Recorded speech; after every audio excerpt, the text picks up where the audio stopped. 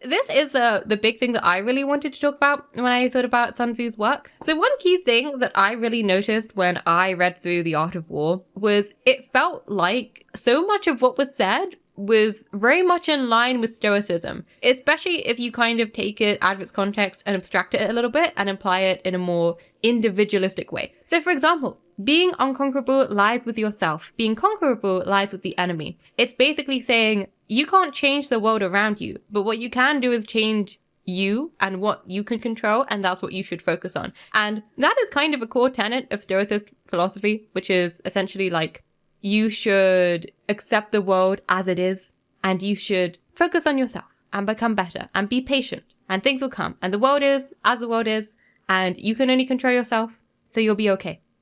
So I was really surprised when I went on the internet and tried to look up like some analyses of Sun Tzu and Stoicism that I didn't find very many.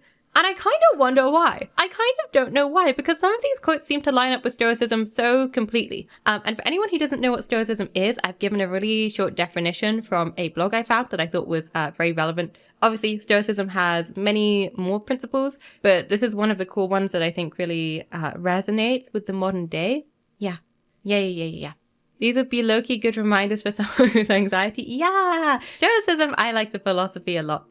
So for example, the clever combatant imposes his will on the enemy, but does not allow the enemy's will to be imposed on him. This is it reflects another core tenet of Stoicism, which is essentially you have the power to control your own emotions if you really will it. It's like, if someone says something really mean to you, like if someone in chat was like, Spectra, you look fat today, I could be like, man, that's so rude. Maybe I do look fat today, and I could be really sad about it. Or I could control my own emotions and how I respond and be like, no, you are just a silly chatter and I'm going to ban you.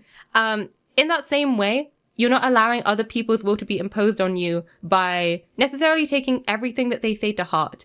That's like one way you could think of applying this. And I thought it lined very, I will not fall for the bait. What the fuck do you mean? What the fuck do you mean? What do you mean that was bait? What the chat? Okay, I'm getting out the hammer.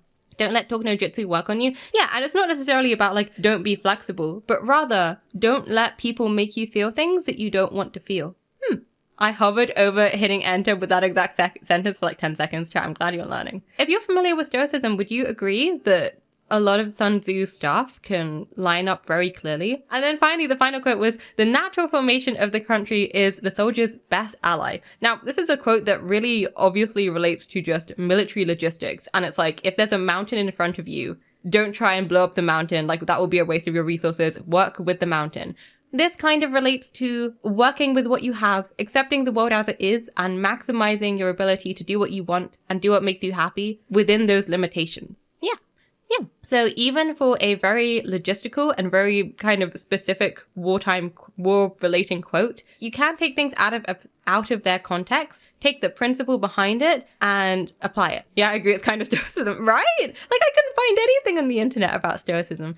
But when I read through the work and I applied it in a more individualist way, I really did find there was a narrative of self-betterment, especially when you think about the overriding principles of be responsible, do things in moderation, temper your aggressiveness only for when it is necessary, be wise, don't be hasty, but don't waste opportunities.